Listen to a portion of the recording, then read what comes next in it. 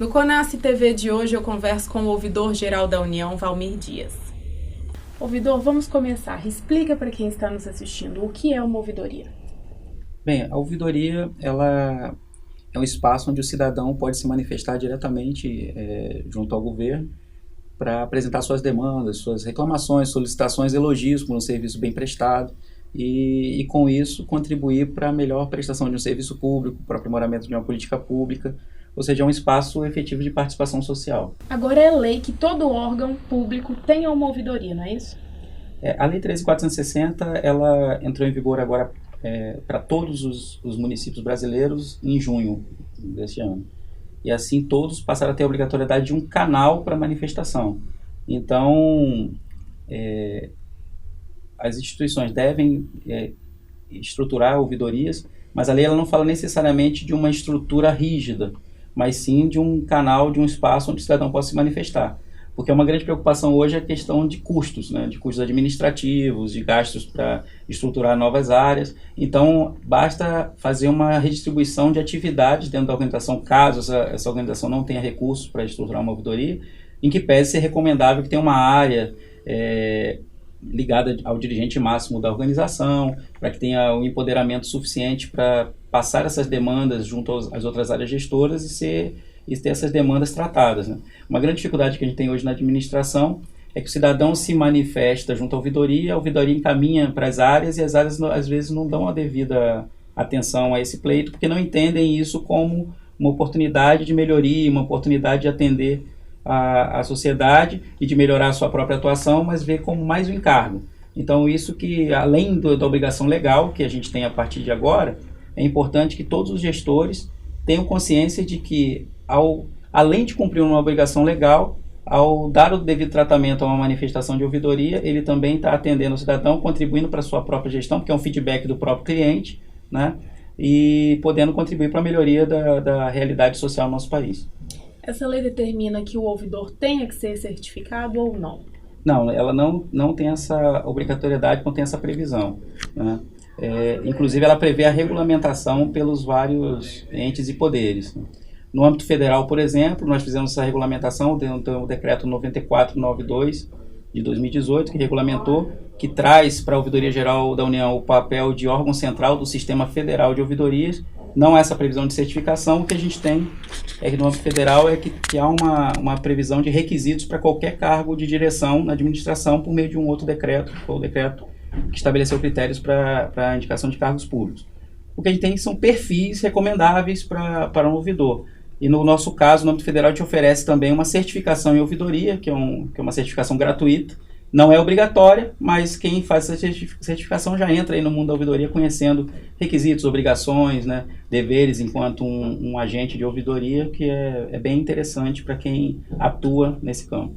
E aí você já entrou na nossa próxima pergunta. Qual é o perfil de um bom ouvidor que precisa acolher as demandas da sociedade, que são muitas e algumas de necessidade básica, né, como saúde, Sim. Educação? Bem, um bom ouvidor ele tem que realmente fazer essa conexão entre o cidadão e o Estado. Então ele tem que ter a capacidade de receber as demandas, de tratar com cortesia o cidadão, de poder identificar os casos individuais, ver a prioridade eventualmente que tem que se dar uma determinada situação que possa ser mais emergencial, mas não se descuidar de utilizar esse conjunto de informações para apresentar propostas de melhoria, de desburocratização, ou seja, um perfil multidisciplinar. Então a gente não prevê uma formação específica. Eu, por exemplo, já passei por auditoria, já atuei na parte de prevenção, porque na CGU já atuei em regional, unidade regional da CGU, que acaba atuando nas várias áreas, e esse modelo da CGU é bem interessante, porque a gente atua em auditoria, em prevenção, em combate ostensivo à corrupção, em corregedoria, que é a parte de sanção a agentes públicos. Então, conhecer todas essas áreas é importante, porque são as áreas que você vai interagir enquanto ouvidor. Você atua no aprimoramento da gestão, tratando as demandas, dando encaminhamento às demandas junto aos gestores, mas também manda denúncias, eventualmente, de irregularidades para a área de apuração, né, que pode fazer uma investigação, uma auditoria, uma fiscalização, ou para a área correcional, quando tem um agente público envolvido no ilícito. Então, o que é importante para o ouvidor é ter essa capacidade de conhecer a administração pública. É importante que tenha um conhecimento amplo da administração pública, que tenha a capacidade de de ouvir o cidadão, de articular também soluções, porque o papel de mediação é fundamental. Então não adianta só ouvir e mandar um e-mail, mandar um expediente, um ofício, porque senão a ouvidoria vira um cartório, vira um protocolo que despacha a demanda. E não é esse o papel do ouvidor. O ouvidor tem que ter essa capacidade de diálogo, que é fundamental, e sem dúvida que aí para qualquer servidor público ter em primeiro plano a ética, assim, atuar de forma ética, porque esse canal direto com o cidadão também tem um papel importante de elevar a credibilidade junto ao Estado. Então, se o ouvidor não tem credibilidade, ele está transferindo essa falta de credibilidade para o Estado também. Então, o cidadão perde a confiança em se manifestar junto ao Estado. Então, como porta de entrada, vamos dizer assim, da participação direta do cidadão, o ouvidor tem que ser confiável. E aí uma questão muito importante a ouvidoria ela não pode ser simplesmente mais uma vertente dentro do órgão. Ela precisa ser eficaz e eficiente. Existe uma receita para que a ouvidoria consiga, de fato, cumprir as demandas? Olha, essa receita a gente está construindo, né? Mas o importante é ter consciência que tem que engajar tanto o cidadão quanto a gestão. Não adianta a gente pensar só em um lado ou no outro. Se o gestor também não estiver interessado em resolver, ele não vai conseguir dar o atendimento necessário, e isso impacta inclusive na satisfação do cidadão em relação ao serviço da ouvidoria. Porque a ouvidoria ela não vai adotar as providências, ela vai atuar para que o gestor adote as providências.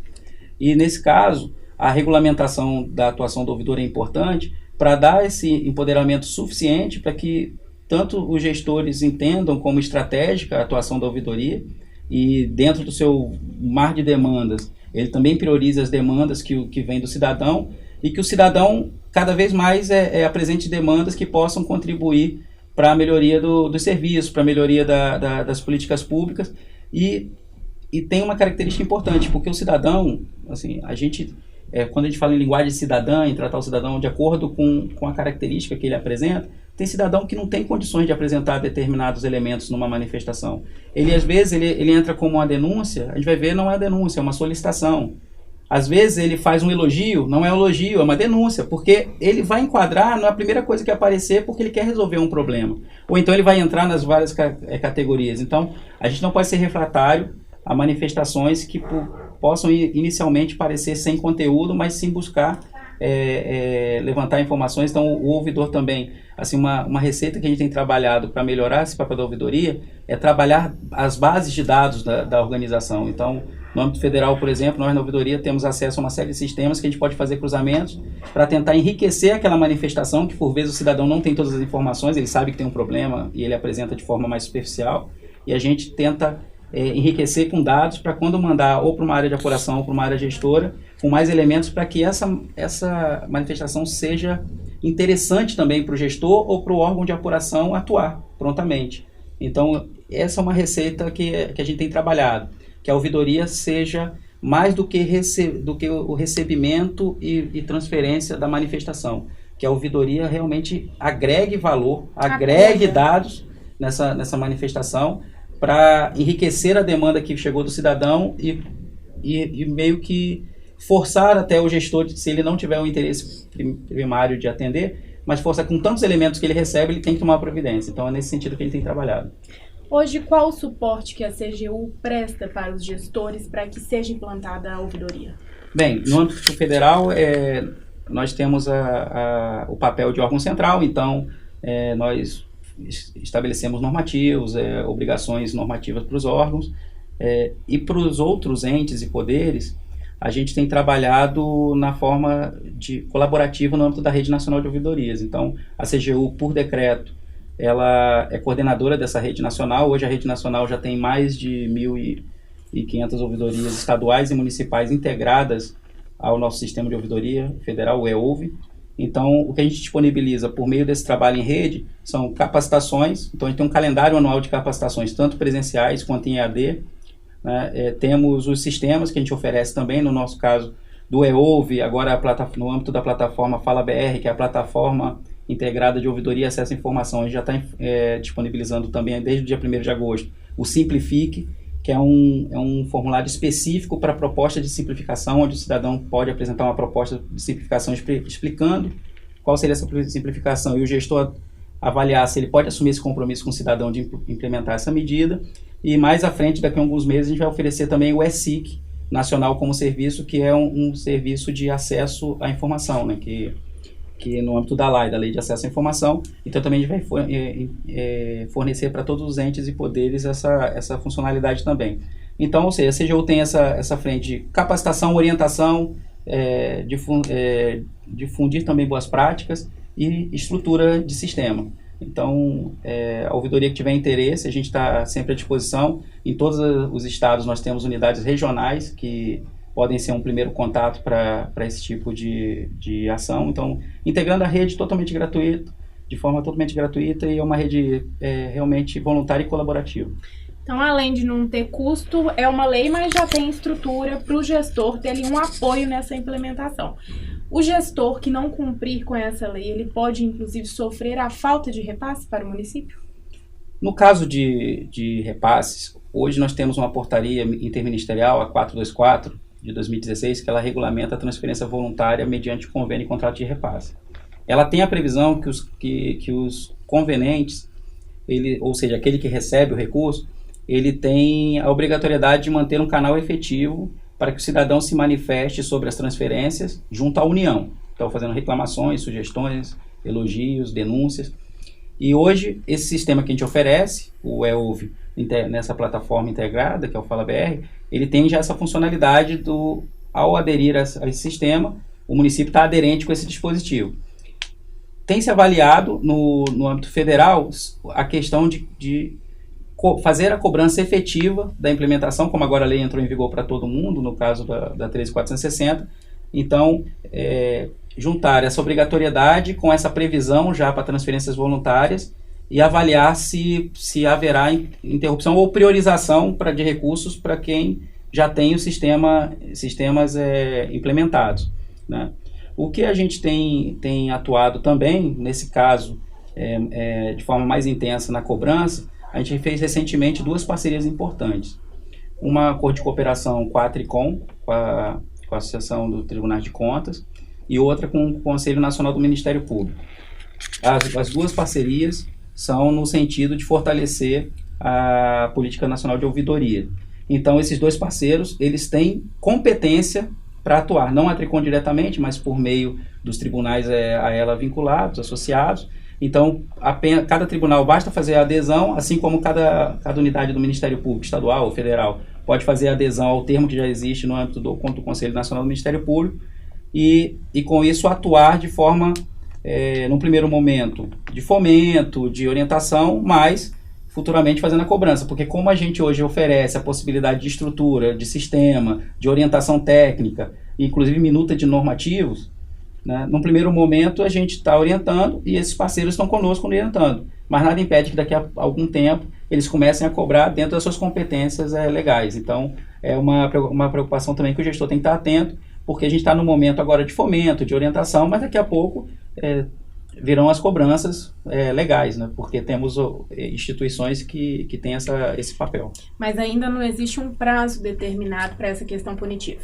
Não, esse prazo não. Na verdade, o prazo já está valendo. Quem quiser punir já pode começar a punir. Mas não é esse o espírito nesse momento. Então, no momento, o espírito é realmente de fomentar, de ajudar a quem quer se estruturar. Mas em algum momento vai ficar evidente quem tem interesse de implementar e quem não tem. A partir desse momento, aí os órgãos de defesa do Estado podem atuar de forma mais incisiva para cobrar essa adequação. Essa vertente, inclusive, ela faz parte do controle interno, não é isso? Que é primeiro a instrução para depois, de fato, punir posteriormente. Sim, e é bem interessante isso. A gente pega órgãos que tradicionalmente têm uma imagem de que vão direto para a sanção, como tribunais de contas e como o Ministério Público, junto com a controladoria, a gente está fazendo um trabalho orientativo primeiro.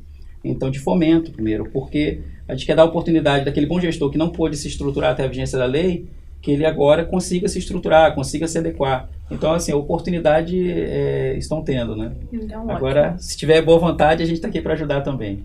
Para a gente terminar de forma muito leve, eu vou falar uma palavra e você completa com outra, pode ser? Pode ser, vamos tentar. Então vamos lá. Ouvidoria. Participação social. Cidadão. Principal cliente do Estado. Transformação social. Mudança de cultura. Nós vamos construir o Brasil.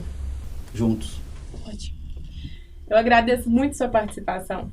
Eu também agradeço a oportunidade e, mais uma vez, a Ouvidoria Geral da União está à disposição, tanto para o cidadão quanto para os agentes públicos que quiserem realmente fomentar uma política de participação social e ajudar a construir um país mais inclusivo e que tenha políticas e serviços mais eficientes. O Conas TV de hoje fica por aqui. Dúvidas, sugestões, envie para comunicação@conas.org.br. Até a próxima.